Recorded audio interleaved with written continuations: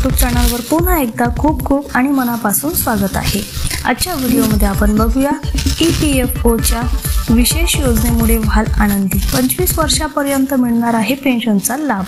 व्हिडिओला सुरुवात करण्याअगोदर तुम्हाला एक विनंती, चॅनलवर पहिल्यांदाच भेट देत असाल तर चॅनलला सबस्क्राइब करा आणि व्हिडिओला एक लाईक करायला विसरू नका। चला तर मग सुरू करूया आजच्या व्हिडिओला। EPFO कर्मचारी आणि त्यांच्या कुटुंबियांना अनेक सुविधा मिळतात। अशी एक सुविधा ज्याबद्दल फार कमी लोकांना माहिती आहे ती पेन्शनशी संबंधित आहे। खरं तर EPFO मध्ये EPS अंतर्गत मुलांना पेन्शन देण्याची तरतूद आहे, मात्र ज्या मुलांना पालक नाहीत त्यांनाच ही सुविधा उपलब्ध आहे। सोप्या भाषेत, ज्यांच्या पालकांना कोणतीही नोकरी होती आणि ते EPS सदस्य आहेत तो पेन्शनचा हक्कदार आहे। तुम्हाला किती पैसे मिळतात? EPFO ने दिलेल्या माहितीच्या आधारे पेन्शनची रक्कम मासिक विधवा निवृत्ती वेतनाच्या 75% आहे। ही रक्कम एका वेळी प्रत्येक 2 अनाथ मुलांना दिली जाते।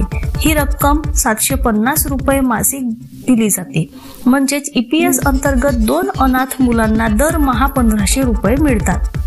वयाच्या 25व्या वर्षापर्यंत पेन्शन दिली जाते। काही अपंगत्व असल्यास आयुष्यभर पेन्शन दिली जाते।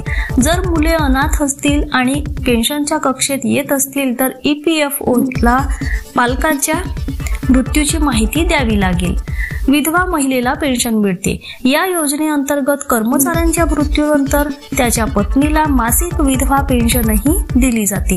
या पेन्शन अंतर्गत किमान 1000 रुपये मिळतात। जर कर्मचाऱ्यांना मुले असतील तर त्यांच्या 2 मुलांनाही वयाच्या 25 वर्षापर्यंत मासिक पेन्शन मिळते।